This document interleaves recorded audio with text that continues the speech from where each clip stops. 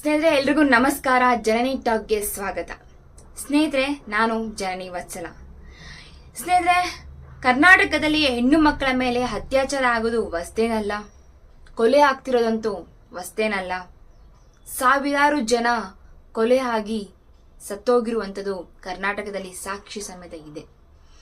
ಇದೇ ಒಂದು ಹಿನ್ನೆಲೆಯಲ್ಲಿ ನಾನು ಮಾತನಾಡಲಿಕ್ಕೆ ಹೋಗ್ತಾ ಇರೋದು ಸೌಮ್ಯ KR ಅವರ ದಿಟ್ಟ ಹೋರಾಟಗಾರತಿ ಸೌಮ್ಯ KR ಅವರ ಮಗಳು ಕೊಲೆ ಆಗಿರುವಂತಹ ಪ್ರಕರಣದ ವಿಚಾರವಾಗಿ ಈ ಮಾತನ್ನ ನನ್ನ ಒಂದು ಅನಿಸಿಕೆಯನ್ನ ಹೇಳಲಿಕ್ಕೆ ಇಷ್ಟಪಡ್ತೀನಿ. ಅದಕ್ಕಿಂತ ಮುಂಚೆ ಸೌಮ್ಯ ಅವರ ತಾಯಿಯಾದ ಸೌಮ್ಯ ಅವರು ಮಾತನಾಡ್ತಾರೆ. ಒಮ್ಮೆ ಕೇಳಿ ಪ್ಲೀಸ್, ದಯವಿಟ್ಟು ಕೇಳಿ. ಅಂತ ಕಾನೂನು ನನಗೆ ಬೇಕಾದ ಪ್ರಶ್ನೆ ನನಗಿದೆ. ಹಾಗಾಗಿ ನೀವೆಲ್ಲರೂ ಕೂಡ ಅಂತ ಕಾನೂನ ತಿದ್ದುಪಡಿ ಮಾಡಬೇಕು, ಇವನಿಗೆ ಶಿಕ್ಷೆ ಕೊಡೋದ್ರ ಮೂಲಕನೇ ತಿದ್ದುಪಡಿ ಆಗಬೇಕು ಅಂತ ನಾನು ಎಲ್ಲರ ಹತ್ರನೂ ಕೇಳ್ಕೊಳ್ತಾ ಇದ್ದೀನಿ. ನನ್ನ ಮಗಳು ಎಷ್ಟು ಕ್ರಿಯೇಟಿವಿಟಿ ಅಂದರೆ ಅದು ನನಗೆ ಮಾತ್ರ ಗೊತ್ತು, ಅಥವಾ ನನ್ನ ಆತ ವಲಯಕ್ಕೆ ಮಾತ್ರ ಗೊತ್ತು. ನನ್ನ ಮನೆ ಫ್ರೆಂಡ್ಸ್ಗಳು ಬರ್ತಿದ್ರು, ಎಲ್ಲ ಬಂದರು. ಅದ್ಭುತವಾಗಿ ಮಕ್ಕಳನ್ನ ಸಾಕಿದ್ಯಾ, ಒಬ್ಬ ಸಿಂಗಲ್ ಪೇರೆಂಟ್ ಆಗಿ ಅದ್ಭುತವಾಗಿ ಸಾಕಿದ್ಯಾ, ಎಲ್ಲ ಥರದ ನಾಲೆಡ್ಜ್ ಇತ್ತು. ಅವಳು ವುಮೆನ್ಸ್ ಡೇಗೆ, ಪ್ರತಿ ವುಮೆನ್ಸ್ ಡೇಗೆ ಒಂದು ಸ್ಟೇಟ್ಮೆಂಟ್ನ ಮಾಡಿ ಇಡೀ ಕಾಲೇಜಿಗೆ ಕಳಿಸ್ತಾ ಇದ್ದು. ಧೈರ್ಯದಿಂದ ಬೆಳೆಸಿ ಅಂತ ನಾನೇ ಎಷ್ಟು ಭಾಷಣಗಳು ಹೇಳಿದೆ. ಇವತ್ತು ನನ್ನ ಮಗಳು ನಾನು ಧೈರ್ಯದಿಂದ ಬೆಳೆಸಿದ್ದೀನಿ. ಇವತ್ತು ನನ್ನ ಮಗಳು ಹತ್ಯೆ ಮಾಡಿದ್ದಾರೆ. ಅಂಥ ಕೊಲೆಗಡಕನ್ನ, ಅಂಥ ಕುಟುಂಬದವ್ರನ್ನ ನಾನು ಇವತ್ತು ಬಹಿರಂಗವಾಗಿ ಅವ್ರ ಹೆಸರು ಹೇಳೋಂಗಿಲ್ಲ ಅಂತ ಕಾನೂನು ತಡೆಯುತ್ತೆ. ಒಬ್ಬ ಕಳ್ಳನ ಕಳ್ಳ ಅಂತೀವಿ, ಒಬ್ಬ ಕೊಲೆಗಾರನೇ ಅನ್ಬೇಕು ಅನ್ನೋದು ನಾನು. ತುಂಬಾ JJBನಲ್ಲಿ ನಾವು ಒಂದಷ್ಟು ಆದಿವಾಸಿ ಕುಟುಂಬಗಳಲ್ಲಿ, ತುಂಬಾ ತಳ ಸಮುದಾಯದಲ್ಲಿ ಬದುಕ್ತಿರುವಂಥ ಹಳ್ಳಿ ಕುಟುಂಬಗಳಲ್ಲಿ ಆ ಮಕ್ಕಳ ರಕ್ಷಣೆಗೋಸ್ಕರ ನಾವು ಒಂದಷ್ಟು ಕಾನೂನುಗಳನ್ನ ತಿದ್ದುಪಡಿ ಮಾಡಿದ್ವಿ. ಆದರೆ ಅದನ್ನೇ ಇಟ್ಕೊಂಡು ಇವತ್ತು ಇಂಥ ಮಕ್ಕಳ ಸ್ಥಿತಿಗಳಲ್ಲಿ ಅಥವಾ ಏನು ಮನಸ್ಸಿನಲ್ಲಿ ಆಗುವಂಥ ಬದಲಾವಣೆಗಳಿದೆಯಲ್ಲ, ಅದನ್ನು ನಾವು ನೋಡ್ಬೇಕು. ಇವತ್ತು ಆ ಕ್ರೈಮ್ ಮಾಡೋದು, ನಿಜವಾಗ್ಲೂ ಹೇಳ್ತಾ ಇದ್ದೀನಿ, ಅವನು ಬಾಲಕ ಅಲ್ಲ. ಇವತ್ತು ಟೆಕ್ನಾಲಜಿ ಏನು, ಇವತ್ತು ಆಧುನೀಕರಣ, ದೇಶ ಬೆಳೀತಿದೆ ಅಂತ ಮಾತಾಡ್ತೀವಲ್ಲ, ಎಲ್ಲವೂ ಸಿಗುತ್ತೆ. ನಾನು ಇಂಥದ್ದು ಏನು ಮಾಡಬೇಕು ಅಂತ ಯೂಟ್ಯೂಬ್ ನೋಡಿದ್ರೆ ಎಲ್ಲವೂ ಸಿಗುತ್ತೆ. ಆದರೆ ಅವನ ಹತ್ರ ಮೊಬೈಲ್ ಇರಲಿಲ್ಲ. ಹಾಗಾಗಿ ಆ ಮನಸ್ಥಿತಿ ಅವನು ಎಲ್ಲಿ ಕಂಡುಕೊಂಡ ಅನ್ನೋದು ಪೊಲೀಸ್ ತನಿಖೆಯಿಂದನೇ ಬರಬೇಕು. ನಿಜವಾಗ್ಲೂ ಆ 2,000 ರೂಪಾಯಿನ ಕತೆ ಹೇಳ್ತಿದ್ದಾನೆ, ಅದನ್ನು ಕೂಡ ಪೊಲೀಸರು ನಿಜವಾಗ್ಲೂ ತನಿಖೆ ಮಾಡಿ ಹೊರಗಡೆ ತರಲೇಬೇಕು. ನನ್ನ ಮಗಳಿಗೆ ನ್ಯಾಯ ಕೊಡಿಸ್ಬೇಕು. ನೀನು ಕಳ್ತನ ಮಾಡಿದ್ಯಪ್ಪ, ನಿಮ್ಮ ಅಪ್ಪ ಅಮ್ಮನಿಗೆ ಹೇಳ್ತೀನಿ ಅನ್ನೋದು ಒಂದೇ ಕಾರಣಕ್ಕೆ ಯಾರಾದ್ರೂ ಕೊಲೆ ಮಾಡಕ್ ಸಾಧ್ಯನಾ? ಯಾರಾದ್ರೂ ನಂಬ್ತೀರಾ? ಕಳ್ತನ ಅನ್ನೋದು ಅವನ ಮೊದಲಿಂದನೂ ಬಂದಿದೆ, ಅದು ಇತ್ತೀಚೆಗೆ ಬರ್ತಿದೆ ಅದು ಹೊರಗಡೆ. ಅವರಪ್ಪ ಬಾರ್ ಓನರ್ ನೋಡಿ, ಅವ್ರ ಅಪ್ಪನ ಹೆಸರನ್ನು ಹೇಳೋಕ್ಕಾಗಲ್ಲ ನಾವು ಇವತ್ತಿನ ಸೃಷ್ಟಿನಲ್ಲಿ. ಬಾರ್ ಓನರ್ಗಳು ಅವ್ರ ಬ್ಯಾಕ್ಗ್ರೌಂಡ್ಗಳು ಏನಿರುತ್ತೆ, ಅಥವಾ ಆ ವಾತಾವರಣದಲ್ಲಿ ಬೆಳೆದಿರೋ ಮಕ್ಳುಗಳ ಕತೆ ಏನು, ಅಥವಾ ಅವ್ರ ಅಪ್ಪ ಅಮ್ಮ ಏನು ಹೇಳ್ಕೊಟ್ಟಿದಾರ, ಅಥವಾ ಅವನ ಹಿಂದೆ ಇದ್ದಾನ, ಅವ್ರ ಜೊತೆಗೆ ಇನ್ನೂ ಯಾರೋ ಇದ್ದಾರೆ ಅನ್ನೋಂಥದ್ದು ಅನುಮಾನ ಅಂತೂ ನನಗೆ ಈಗಲೂ ಇದೆ. ಯಾಕಂದರೆ ನಾನು ಸಾಕ್ಷ್ಯಗಳನ್ನೆಲ್ಲ ನಾನು ನೋಡಿದಾಗ, ಪೊಲೀಸರು ಮುಂದೆ ಕೂತ್ಕೊಂಡು ನೋಡಿದಾಗ ಅಲ್ಲಿ ಅವನಿಗೆ ಸಹಾಯ ಮಾಡಿರೋರು ಇದ್ದಾರೆ. ಅವನೊಬ್ಬನ ಕೈಲೂ ಸಾಧ್ಯ ಇಲ್ಲ. ಅಥವಾ ನೀನು ಮೈನರು ಈ ಥರ ಏನೇನೋ ಹೇಳ್ಕೊಟ್ಟಿರ್ಬೋದು, ಅದು ತನಿಖೆಯಲ್ಲೇ ಬರಬೇಕು. ನಾನು ಈಗ ನ್ಯಾಯ ಕೇಳಕ್ಕೆ ನ್ಯಾಯದ ಕಾನೂನು ಚೌಕಟ್ಟಲ್ಲಿದ್ದೀನಿ. ಅದಕ್ಕೆ ನಾನು ಇನ್ನೊಂದು ನ್ಯಾಯ ಕೇಳ್ತಾ ಇದ್ದೀನಿ. ಆ ನ್ಯಾಯ ಕೊಡಿಸ್ಬೇಕಾಗಿದ್ದ ಜವಾಬ್ದಾರಿ, ನ್ಯಾಯ ಕೊಡಿಸೋ ನಿಟ್ಟಿನಲ್ಲಿ ಕಾನೂನು ನನಗೆ ಅವಕಾಶ ಕೊಡಬೇಕು. ಯಾವುದೇ ಕಾರಣಕ್ಕೂ ಅವನಿಗೆ ತಪ್ಪಿಸ್ಕೊಳ್ಳೋಕ್ಕೆ ಬಿಡಬಾರ್ದು. ಕಾನೂನಿನ ಚೌಕಟ್ಟಲ್ಲಿ ಕಾನೂನು ಬದುಕಿದೆ, ಕಾನೂನು ಇದೆ ಅಂದರೆ ಅದು ಸಾಬೀತು ಮಾಡಲಿ. ಇನ್ನು ನನ್ನ ಮಗಳು, ನನ್ನ ಪುಟ್ಟು ದೇವತೆ ಅವಳು. ನಾವು ಈ ಸೌಜನ್ಯ ಪ್ರಕರಣ, ಬೇರೆ ಬೇರೆ ಹೆಣ್ಣುಮಕ್ಳು ಹಿಂಗೆಲ್ಲ ಆಗುತ್ತೆ ಅಂತ ನಾವು ನೋಡ್ತಾ ಇದ್ವಿ. ನನ್ನ ಮಗಳು ಮಾತಾಡ್ತಾ ಇದ್ವಿ. ಅವಳೇ ಹೇಳ್ತಿದ್ಲು, ಮಮ್ಮ ಬೇರೆ ದೇಶಗಳಲ್ಲಾಗುವಷ್ಟು ಶಿಕ್ಷೆಗಳು ನಮ್ಮಲ್ಲೇ ಆಗ್ತಾ ಇಲ್ಲ, ಅದೇ ಒಂದು ಲೂಪ್.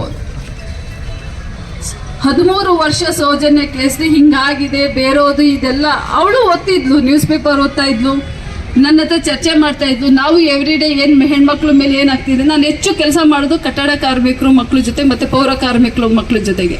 ಅಲ್ಲಿನೇ ಹೆಣ್ಮಕ್ಳು ಏನಾದರೂ ನಾನು ಕೇಸ್ ಸ್ಟಡಿ ಹಂಚ್ಕೊಂಡಾಗ ಹಾಗೆ ನನಗೆ ಹೇಳ್ತಾ ಇದ್ದು, ಇಲ್ಲ ನಮ್ಮಲ್ಲಿ ಕಾನೂನು ಇದೆ ಅಂತ ನೀವು ಹೇಳ್ತೀಯಲ್ಲ, ಕಾನೂನು ಸಡಿಲ ಇದೆ, ಕಾನೂನು ಸರಿ ಮಾಡಿಸಿ ಅನ್ನೋದು ಕೂಡ ಅವಳದು ಕೂಡ ನಿಟ್ಟಾಗಿತ್ತು. ಅವಳು ಎಷ್ಟು ಧೈರ್ಯ ಅಂತಂದರೆ, ನನಗೆ ಈ ಗುಲ್ಬರ್ಗ ಅಲ್ಲಿಂದ ನನಗೆ ಜೋಳದ ರೊಟ್ಟಿ ಅಂದರೆ ಬಹಳ ಇಷ್ಟ. ನಾವು ಯಾರಾದರೂ ತೊಗೊಬಂದು ಕೊಟ್ಟವರು ತುಂಬ ಜಾಸ್ತಿ ಇದೆ ಅಂದರೆ ನಮ್ಮನೆ ಅಕ್ಕ ಸುತ್ತಮುತ್ತ ಯಾರು ಕಟ್ಟಡ ಕಾರ್ಮಿಕರು ಇದ್ದಾರೆ ಅವನ್ನ ನಮ್ಮ ಮನೆಗೆ ಕರ್ಕೊಂಡು ಬಂದು ಇಡೀ ಜೋಳದ ರೊಟ್ಟಿ ಚಟ್ನಿ ಎಲ್ಲ ಕೊಟ್ಟು ಕಳಿಸೋಳು. ನಾವು ಇಷ್ಟು ಯೂಸ್ ಮಾಡಲ್ಲ, ನಾವೇ ತಿನ್ನೋಣ, ನಮ್ಮ ಅಮ್ಮ ಪಾಪ ಬೆಂಗಳೂರಿಗೆ ಬಂದಿರೋರು ಕಷ್ಟ ಇದೆ ಅಂತ ಹೇಳುವಂಥ ಮನಸ್ಥಿತಿ ಇರೋಂಥವಳು ನನ್ನ ಮಗಳು. ಪ್ರತಿಯೊಂದು ಅವಳು ಇಂಗ್ಲೀಷಲ್ಲಿ ರೈಟರ್ ಆ್ಯಕ್ಚುಲಿ ಅವಳು ಕತೆ ಬರೀತಾಳೆ, ಸ್ಟೋರಿ ಬರೀತಿದ್ಲು, ಅವಳ ಅಭಿಪ್ರಾಯಗಳನ್ನ ಬರೀತಿದ್ಲು, ಅವೆಲ್ಲವೂ ಇದೆ ನನ್ನ ಹತ್ರ. ಮತ್ತು ಅವಳು ತುಂಬ ಕಲೆಗಾತಿ. ನನ್ನ ಮನೆಯಲ್ಲಿರುವಂಥ ಪ್ರತಿಯೊಂದು ಪೇಂಟಿಂಗ್ ಆಗ್ಬೋದು, ಮಂಡಲ ಆರ್ಟ್ ಆಗಿರ್ಬೋದು, ಎಲ್ಲವೂ ಕೂಡ ಅವಳು. ಕಾಲೇಜಲ್ಲಿ cooking, fire without fire competition ಪ್ರತಿಯೊಂದಕ್ಕೂ ಭಾಗವಹಿಸ್ತಿದ್ಲು. ಇವನ್ನ IIMB ಪ್ರೆಸೆಂಟೇಷನಲ್ಲಿ ಅಥವಾ BMS ಕಾಲೇಜ್, ಅವಳು BBA ಓದ್ತಿರೋದ್ರಿಂದ ಪ್ರತಿಯೊಂದು ಪ್ರೆಸೆಂಟೇಷನಲ್ಲೂ ಅವಳು ಕಾನ್ಫಿಡೆನ್ಸ್ ನೋಡಿ ಅವಳಿಗೆ ಮೊದಲನೇ ಬಹುಮಾನನೇ ಬಂದಿದೆ. ಅಷ್ಟು ಆಕ್ಟಿವ್ ಆಗಿರೋಂಥ ಹುಡುಗಿನ ಇವತ್ತು ನಾನು ಕಳ್ಕೊಂಡು ಕೂತಿದ್ದೀನಿ. ಈಗ ಒಂದು 15 ದಿವಸ ಮುಂಚೆ ಹೇಳಿದ್ಲು, ಅಮ್ಮ ನೀನು 2 ವರ್ಷ ಕಷ್ಟಪಡು ಸಾಕು, ನಾನು BBA ನಾನು ಕೆಲ್ಸಕ್ಕೆ ಹೋಗ್ತೀನಿ, ನೀನು ಆರಾಮಾಗಿ ಬರ್ಕೊಂಡು ಕೂತ್ಕೋ ಸಾಕು, ಇನ್ನೆಲ್ಲ ಹೋಗ್ಬೇಡ ಅಂತ ಆಧಾರವಾಗಿದ್ದಂಥ ನನ್ನ ಮಗಳನ್ನ ನಾನು ಇವತ್ತು ಕಳ್ಕೊಂಡು ಕೂತಿದ್ದೀನಿ. ಅಂದರೆ ಒಂದು ನನ್ನ ಮಗಳು ಸಾವು, ಇನ್ನೊಂದು ಕೊಲೆಗಾರನಿಗೆ ಇನ್ನೂ ಶಿಕ್ಷೆ ಕೊಡುತ್ತೆ. ನಾನು ಇನ್ನೂ ಒತ್ತಾಡ್ತಾ ಇದ್ದೀನಿ.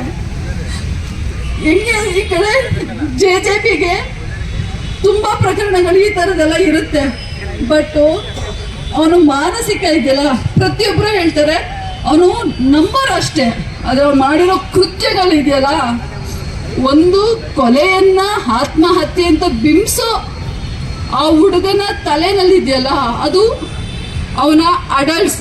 ಆಗಲೇ ಬೃಂದ ಹಾಡಿಗೆ ಹೇಳ್ತಿದ್ರು, ದೊಡ್ಡವ್ರು ಮಾಡೋ ಕೆಲಸ ಮಾಡಿದ್ದಾನೆ ಅಂದರೆ ನಾವು ಒಪ್ಕೊಳ್ಳೇಬೇಕಲ್ವಾ. ಬರೀ ನಂಬರ್ ಅನ್ನೋ ಕಾರಣಕ್ಕೆ ಹೆಂಗೆ ಬಿಟ್ಕೊಡೋಕೆ ಸಾಧ್ಯ? ಮತ್ತು ಈಗ ಯಾವುದೇ ನಾವು ಗಾಡಿ ಆಕ್ಸಿಡೆಂಟ್ಗಳು ನೋಡಿದಾಗ ಮಕ್ಕಳೇನಾದರೂ ಮಾಡಿದ್ರೆ ಅವ್ರ ಅಪ್ಪ ಅಮ್ಮನ ಅರೆಸ್ಟ್ ಮಾಡ್ತಾರೆ, ಆದರೆ ಇವ್ನು ಮಾಡಿರೋದು ಕೊಲೆ. ಆದರೆ ನಾವು 10 ದಿವಸಕ್ಕೆ ಬೇಲ್ ಕೊಟ್ಟು ಕಳಿಸಿದ್ದಾರೆ. ಇದೇ ಕಾನೂನು.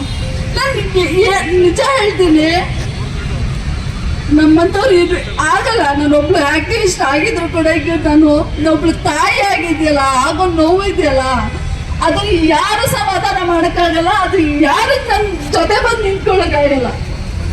ನಾನು 2 ಥರದ್ದು ನಾನು ಯೋಚನೆ ಮಾಡಿದೆ. ಒಬ್ಬ ತಾಯಿಯಾಗಿನೂ ಯೋಚನೆ ಮಾಡಬೇಕು, ಒಬ್ಬ ಹೋರಾಟಗಾರ್ತಿಯಾಗಿನೂ ಯೋಚನೆ ಮಾಡಬೇಕು ಅಂತ ಬಂದಾಗ ಗೊಂದಲ ಎಲ್ಲ ಆಗೋದು ಕಾನೂನು ಚೌಕಟ್ಟಲ್ಲ. ನನಗೆ ಗೆಳೆಯರಿದ್ದೀರಾ, ಸಂಗಾತಿಗಳಿದ್ದಾರೆ, ಹಿತೈಷಿಗಳಿದ್ದಾರೆ, ಸ್ನೇಹಿತರಿದ್ದಾರೆ, ಎಲ್ಲರೂ ನನ್ನ ಬೆಂಬಲಕ್ಕಿದ್ದೀರಾ. ಆದರೆ ನಾವು ಎಲ್ಲೇ ತಿದ್ದುಪಡಿ ಮಾಡಿದ್ರು ಅದು ಕಾನೂನಿನ ಚೌಕಟ್ಟಲ್ಲಿ ಅವನಿಗೆ ಶಿಕ್ಷೆ ಕೊಡ್ಸೋಕೆ ಸಾಧ್ಯ. ಹಾಗಾಗಿ ನಾವು ಕಾನೂನನ್ನ ಇವನ ಮೂಲಕನೇ ಶಿಕ್ಷೆ ಕೊಡೋದ್ರ ಮೂಲಕನೇ ನಾವು ತಿದ್ದುಪಡಿ ಮಾಡಬೇಕು ಅನ್ನೋದು ನನ್ನ ಒಂದು. ಇದು ಅಕಸ್ಮಾತ್ ಈಗ 10 ದಿವಸಕ್ಕೆ ಬೇಲ್ ಕೊಟ್ಟು ಬಂದಿದ್ದಾನೆ, ನನಗೆ ಸಾಮಾಜಿಕ ನ್ಯಾಯ ಸಿಕ್ಕಿಲ್ಲ. ಕಳ್ತನದ ಬುದ್ಧಿ ಅದು ಮೊದಲಿಂದನೇ ಇತ್ತು, ಅದು ರೂಢಿಯಿಂದ ಇವತ್ತು ನನ್ನ ಮಗಳನ್ನ ನಾನು ಕಳ್ಕೊಂಡಿದ್ದೀನಿ ಅವನ ಕಾರಣಕ್ಕೆ. ಆದರೆ ನನಗೆ ಬೇಕಾಗಿರೋದಿಲ್ಲಿ ಬಹಳ ಸ್ಪಷ್ಟವಾಗಿ ನನ್ನ ಮಗಳಿಗೆ ಅನ್ಯಾಯಕ್ಕೆ ಒಳಗಾಗಿದ್ದಂಥ ಸಾವಿಗೆ ನನ್ನ ಮಗಳಿಗೆ ನಂಗೆ ನ್ಯಾಯ ಬೇಕು. ನಾನು ತುಂಬಾ ಮಾತಾಡಬೇಕು, ಆದರೆ ಅವನ ಕೊಲೆಗಾರ ಅಂತಾನೆ ಬಳಸಿ. ಯಾವ ಬಾಲಕನೂ ಅಲ್ಲ, ಯಾವ ಮಗುನೂ ಅಲ್ಲ, ಯಾವ ಇದೂ ಅಲ್ಲ. ಮಕ್ಕಳು ಆರಾಮಾಗಿ ಆಟ ಆಡ್ಕೊಂಡಿರ್ತಾರೆ, ಅವಕ್ಕೆ ಜಾತಿ ಧರ್ಮ ಲಿಂಗ ತಾರತಮ್ಯ ಏನು ಗೊತ್ತಿರಲ್ಲ. ಆದ್ರೆ ಇವೆಲ್ಲವೂ ಮೀರಿದು ಒಬ್ಬ ಕೊಲೆಗಾರನಿಗೆ ನಾವು ಮಗು ಮಕ್ಕಳು ಬಾಲಕನ ಹೆಸರು ಕರೆಯೋ ಅಗತ್ಯ ಇಲ್ಲ. ಅವನು ಒಬ್ಬ ಕೊಲೆಗಾರ ಅಷ್ಟೇ ನನ್ನ ಇದರಲ್ಲಿ. ಮತ್ತೆ ನಾವು ಈಗ JJB ಹೇಳುತ್ತೆ ನಾವು ಶಿಕ್ಷೆ ಕೊಡೋಕ್ಕಾಗಲ್ಲ ಅಂತ ಮಕ್ಕಳಿಗೆ ಅಂತ ಹೇಳುತ್ತಲ್ವಾ. ಇದರಿಂದ ಸಮಾಜಕ್ಕೆ ಏನ್ ಸಂದೇಶ ಹೋಗುತ್ತೆ? ಹಂಗಾರೆ 16 ವರ್ಷದ ಒಳಗಡೆ ಮಕ್ಕಳು ಏನ್ ಬೇಕಾದ್ರೂ ಮಾಡಿದ್ರು ಕಾನೂನು ಪರವಾಗಿ ಶಿಕ್ಷೆ ಕೊಡೋಕ್ಕಾಗಲ್ಲ ಅಂದ್ರೆ ಈ ತರ ಘಟನೆಗಳು ಜಾಸ್ತಿ ಆಗ್ಬೋದು. ಅಥವಾ ಇದನ್ನೇ ಪ್ರೇರಣೆಯಾಗಿ ತಗೊಂಡು ಬೇರೆಯವರು ಅಂತ ಮಕ್ಕಳನ್ನ ಬಳಸ್ಕೊಂಡು ಶಿಕ್ಷೆ ಅನ್ಯಾಯ ಮಾಡ್ಬೋದು. ಇವೆಲ್ಲವೂ ಕೂಡ ನಮ್ಮ ಮುಂದೆ ಇದೆ. ಹಾಗಾಗಿ ನಮ್ಮೆಲ್ಲರ ಧ್ವನಿ ಅವನಿಗೆ ಶಿಕ್ಷೆ ಮೂಲಕನೇ ಕಾನೂನು ತಿದ್ದುಪಡಿ ಮಾಡಬೇಕು. ನನ್ನ ಮಗಳಿಗೆ ಅನ್ಯಾಯಕ್ಕೆ ಬಲಿಯಾದಂತ ನನ್ನ ಮಗಳು ನಾನು ಕಳ್ಕೊಂಡು ನಿಂತಿರೋಳಿಗೆ ಇವತ್ತು ಕಾನೂನು ವ್ಯವಸ್ಥೆನಲ್ಲೇ ನನಗೆ ನ್ಯಾಯ ಸಿಗ್ಬೇಕು. ಸಿಗಬೇಕು ಅಂದ್ರೆ ಏನ್ ಮಾಡೋಕೆ ನಾವೆಲ್ಲರೂ ಕೈ ಜೋಡಿಸ್ಬೇಕಾ ಅಥವಾ ಏನ್ ಮಾಡ್ಬೋದು ಅದೆಲ್ಲವೂ ಕೂಡ ನಾವು ಮಾಡೋಣ ಮುಂದಿನ ದಿನಗಳಲ್ಲಿ. ಅಂದ್ರೆ ಈಗ ಆಲ್ರೆಡಿ ಶುರು ಆಗಿದೆ, ಶುರುನಲ್ಲೇನೆ ಇನ್ನೂ ಪರಿಣಾಮಕಾರಿಯಾಗಿ ಏನೆಲ್ಲ ಮಾಡಕ್ ಸಾಧ್ಯ ಆಗುತ್ತೋ ಅವೆಲ್ಲವೂ ನಾವು ಮಾಡೋಣ. ಕಾನೂನಿನ ಬದಲಾವಣೆನಲ್ಲೂ ಮಾಡೋಣ. ಮತ್ತೆ ನನ್ನ ಮಗಳಿಗೆ ಕೊಲೆಗೆ ಸಾವಿಗೆ ಶಿಕ್ಷೆ ಅವನಿಗೆ ಕೊಡ್ಲೇಬೇಕು. ಯಾವುದೇ ಕಾರಣಕ್ಕೂ ಬಿಡೋ ಮಾತಿಲ್ಲ. ಸ್ನೇಹಿತರೆ, ಆ ತಾಯಿಯ ಒಂದು ಅಳಲು, ಆ ನೋವು, ದುಃಖ ಎಲ್ಲವನ್ನ ಕೇಳಿದ್ರಲ್ಲ, ಏನನ್ನಿಸ್ತು? ಖಂಡಿತವಾಗ್ಲೂ ಏನನ್ನಿಸ್ತಿರುತ್ತೆ ಅನಿಸಿದೆ, ಇದೆಲ್ಲ ಸರ್ವೇ ಸಾಮಾನ್ಯ ಅಂತ ಅನಿಸಿರ್ಬೇಕು. ಆದರೆ ಇದೆಲ್ಲ ಆಗ್ತಿರುವಂಥದ್ದು ನಾವು ಮೌನವಾಗಿದ್ದು, ಇದಕ್ಕೆಲ್ಲ ನಾವು ಸಾಕ್ಷಿಗಳ ಅಪರಾಧಿಗಳಾಗಿ ನಾವು ನಿಂತ್ಕೊಂಡಿದ್ದೇವೆ. ಸ್ನೇಹಿತರೆ, ನಾನು ಹೆಚ್ಚೇನು ಹೇಳಲ್ಲ. ಯಾಕೆಂದರೆ ಕರ್ನಾಟಕದಲ್ಲಿ ಪ್ರತಿ ಒಂದು ಕ್ಷಣಕ್ಕೂ ಅಲ್ಲ, ಭಾರತದಲ್ಲಿ ಪ್ರತಿ ಒಂದು ಕ್ಷಣಕ್ಕೂ ಸಹ ಹೆಣ್ಣು ಮಕ್ಕಳ ಅತ್ಯಾಚಾರ ಪ್ರಕರಣಗಳು ದಾಖಲೆ ಆಗ್ತಾನೇ ಇದೆ. ಆದರೆ ಯಾವುದೇ ರೀತಿಯಾಗಿ ಯಾವುದೇ ಸರ್ಕಾರವೂ ಸಹ ಇದಕ್ಕೆ ಒಂದು ಸರಿಯಾದಂತಹ ಕಾನೂನಿನ ವ್ಯವಸ್ಥೆ ಮಾಡಬೇಕಾಗಿದೆ, ಅದು ಮಾಡ್ತಾ ಇಲ್ಲ. ಯಾಕೆ ಗಮನವನ್ನು ಹರಿಸ್ತಾ ಇಲ್ಲ ಅಂತ ನಾನು ಹೇಳ್ತಿದ್ದೀನಿ. ಸ್ನೇಹಿತರೆ, ಕರ್ನಾಟಕದಲ್ಲಿ ಈ ರೀತಿಯಾದಂತಹ ಪ್ರಕರಣಗಳು ಹೆಚ್ಚಾಗ್ತಿರೋದಕ್ಕೆ ಮೂಲ ಕಾರಣಗಳು ಏನೆಂದರೆ ಸರಿಯಾದಂತಹ ಕಾನೂನಿನ ವ್ಯವಸ್ಥೆ ಭದ್ರವಾಗಿ ಇಲ್ಲದೆ ಇರೋದು. ಕಾನೂನುಗಳು ಸರಿಯಾಗಿದೆ, ಆದರೆ ಅಲ್ಲಿ ಅದನ್ನು ನಡೆಸುವಂತಹವರು, ನಿರ್ವಹಣೆ ಮಾಡುವಂತಹ ಸಿಬ್ಬಂದಿಗಳು, ಅಧಿಕಾರಿಗಳು, ಪೊಲೀಸರು ಸಹ ಇದಕ್ಕೆ ಕಿಂಚಿತ್ತೂ ಸಹ ಗಮನವನ್ನು ಹರಿಸ್ತಾ ಇಲ್ಲ, ಆ ದಿಟ್ಟಲ್ಲಿ ಕೆಲಸವನ್ನು ಮಾಡ್ತಿಲ್ಲ ಅಂತ ಹೇಳ್ತಾ ಇದ್ದೀನಿ. ಪ್ರಥಮವಾಗಿ ಪ್ರಬುದ್ಧಳ ಸಾವಿಗೆ ಕಾರಣ ಆಗಿರುವಂತಹ ಮೊದಲ ಎವಿಡೆನ್ಸ್ಗಳನ್ನು ನಾಶವನ್ನ ಮಾಡ್ತಾ ಇದ್ದಾರೆ ಪೊಲೀಸರು. ಈ ಒಂದು ನೋವು ಆ ತಾಯಿಗೆ ನೋವಾಗ್ತಾ ಇದೆ. ನಾನು ಸಾಕಷ್ಟು ಜನರಿಗೆ ನಾನು ಹೋರಾಟ ಮಾಡುವ ನ್ಯಾಯವನ್ನು ಕೊಡಿಸ್ತಾ ಇದ್ದೀನಿ, ಆದರೆ ನನ್ನ ಮಗಳಿಗೆ ನ್ಯಾಯವನ್ನು ಕೊಡಿಸ್ಲಿಕ್ಕೆ ಆಗ್ತಿಲ್ವಲ್ಲ ಅಂತ ನೋವು ಅವರಲ್ಲಿ ಕಾಡ್ತಾ ಇದೆ, ದಿನ ಕಾಡ್ತಾ ಇದೆ. ಸೊ ಆ ತಾಯಿಗೋಸ್ಕರ ನಾವು ಹೋರಾಟವನ್ನು ಮಾಡಬೇಕಾಗಿದೆ. ಇನ್ನು ಸರ್ಕಾರಕ್ಕೆ, ಕರ್ನಾಟಕದ ಸರ್ಕಾರಕ್ಕೆ ಕಣ್ಣನ್ನು ತೆರೆಸಬೇಕಾಗಿದೆ. ಇದು ಮುಚ್ಚು ಹೋಗುವಂತಹ ಪ್ರಕರಣ ಆಗಿದೆ. ನಾನು ಒತ್ತಿ ಹೇಳ್ತಾ ಇದ್ದೀನಿ, ಮುಚ್ಚು ಹೋಗುವಂತಹ ಪ್ರಕರಣ ಪ್ರಬುದ್ಧಳ ಪ್ರಕರಣ ಆಗ್ತಾ ಇದೆ. ದಯವಿಟ್ಟು ಯುವ ಜನತೆ ವಿದ್ಯಾರ್ಥಿಗಳು ಈ ಒಂದು ಪ್ರಬುದ್ಧಳ ಸಾವಿಗೆ ನ್ಯಾಯವನ್ನ ಕೊಡಿಸ್ಲಿಕ್ಕೆ ಬೀದಿಗೆ ಬಂದು ನಾವು ಹೋರಾಟವನ್ನ ಮಾಡಲೇಬೇಕಾಗುತ್ತೆ. ಕಾರಣ ಏನಂದ್ರೆ ಈ ಒಂದು ಸಾವಾಗಿ ಎಷ್ಟು ದಿನಗಳಾಗಿದ್ರು ಸಹ ಇದನ್ನ ಸರಿಯಾದಂತಹ ತನಿಖೆಯನ್ನ ಮಾಡ್ತಿಲ್ಲ ಅಂತ ಸೌಮ್ಯ KR ಅವರು ಪ್ರತಿದಿನನೂ ಸಹ ಹೇಳ್ತಾ ಇದ್ದಾರೆ. ನೀವು ಹೋಮ್ ಮಿನಿಸ್ಟರ್ನು ಸಹ ಎಲ್ಲ ಹೋರಾಟಗಾರರನ್ನ ಭೇಟಿ ಮಾಡಿ ನಾವು ಮನವಿಯ ಸಲ್ಲಿಸೋದು. ಆದರೆ ಇದು ಇಲ್ಲಿಗೆ ನಿಲ್ಬಾರ್ದು. ಇಡೀ ಕರ್ನಾಟಕದ ವಿದ್ಯಾರ್ಥಿಗಳು, ಯುವ ಜನರು ಒಗ್ಗಟ್ಟಾಗಿ ಆ ತಾಯಿಗೆ ನ್ಯಾಯವನ್ನ ಕೊಡಿಸ್ಬೇಕು, ಪ್ರಬುದ್ಧಳ ಸಾವಿಗೆ ನ್ಯಾಯವನ್ನ ಕೊಡಿಸ್ಬೇಕು ಅಂತ ಹೋರಾಟವನ್ನ ಮಾಡಲೇಬೇಕಾಗಿದೆ. ಸಾಮಾಜಿಕವಾಗಿ ಯುವ ಜನರು ಹೋರಾಟ ಮಾಡಲೇಬೇಕು. ನಾವು ಯುವ ಜನರು ದಿಟ್ಟ ಹೆಜ್ಜೆ ಇಟ್ಟು ಹೋರಾಟವನ್ನ ಮಾಡಲಿಲ್ಲ ಅಂದ್ರೆ ಈಗಲ್ಲ, ಈ ರೀತಿ ಪ್ರಬುದ್ಧಳ ಸಾವು ಯಾವುದೋ ಒಂದು ಮನೆಯಲ್ಲಿ, ಯಾವುದೋ ಒಂದು ಜಿಲ್ಲೆಯಲ್ಲೇ ಆಗಿದೆ ಅಂತ ನೀವು ಸುಮ್ಮನೆ ಇರ್ಬೋದು. ಕೊನೆಗೆ ನಮ್ಮ ಮನೆಯ ಹೆಣ್ಣು ಮಕ್ಕಳ ಮೇಲೂ ಸಹ ಅಲ್ಲೇ ಅತ್ಯಾಚಾರ ಎಲ್ಲ ಆದ್ರೆ ಯಾರು ಬರ್ತಾರೆ ಹೇಳಿ? ಈ ಸರ್ಕಾರದ ವ್ಯವಸ್ಥೆ, ಕಾನೂನಿನ ವ್ಯವಸ್ಥೆ ಹೀಗಿರುವಾಗ ನಾನು ಕೊನೆಯದಾಗಿ ಹೇಳಲಿಕ್ಕೆ ಇಷ್ಟಪಡ್ತೀನಿ, ಯುವ ಜನರು ಒಂದಾಗಬೇಕು. ಯುವ ಜನರು ಸಾಮಾಜಿಕ ವಿಚಾರಗಳಿಗೆ ಒಂದಾಗಿ ಬೀದಿಯಲ್ಲಿ ನಿಂತು ಹೋರಾಟ ಮಾಡಬೇಕು. ಪ್ರಬುದ್ಧಳ ಸಾವಿಗೆ ನ್ಯಾಯವನ್ನು ಕೊಡಿಸ್ಬೇಕು. ಎಲ್ಲ ವಿದ್ಯಾರ್ಥಿನಿಯರು ದಯವಿಟ್ಟು ಬಂದು ಭಾಗವಹಿಸಿ. ಮುಂದಿನ ದಿನಗಳಲ್ಲಿ ಹೋರಾಟಗಳನ್ನು ನಡೆಸಿದ್ರೆ ಯುವ ಜನರು, ವಿದ್ಯಾರ್ಥಿಗಳು ಭಾಗವಹಿಸಿ ಅಂತ ನಾನು ಹೇಳಿ ಕೈ ಮುಗಿದು ಕೇಳ್ಕೊತಾ ಇದ್ದೀನಿ. ಯಾಕೆ ಅಂದರೆ ಬೇರೆ ಮತ್ತೆ ಇನ್ಯಾದ ಹೆಣ್ಣು ಮಕ್ಕಳಿಗೆ ಈ ರೀತಿಯಾದಂತಹ ನೋವಾಗಬಾರ್ದು ಅಂತ ನಾನು ಕೇಳ್ಕೊಳ್ತಾ ಇದ್ದೀನಿ. ಈ ರೀತಿಯಾದಂತಹ ಹಲ್ಲೆ ಆಗಬಾರ್ದು. ಒಂದು ಧೈರ್ಯವಾಗಿ ಸಾಮಾಜಿಕದಲ್ಲಿ ನಡಿಬೇಕು. ಆ ಒಂದು ಧೈರ್ಯ ತುಂಬೋದು ಯುವ ಜನರು. ನಮ್ಮೆಲ್ಲರ ಹೋರಾಟದಿಂದ ದಯವಿಟ್ಟು ಬನ್ನಿ ಅಂತ ಹೇಳ್ತಾ ಇದ್ದೀನಿ. ಎಲ್ರಿಗೂ ನಮಸ್ಕಾರ.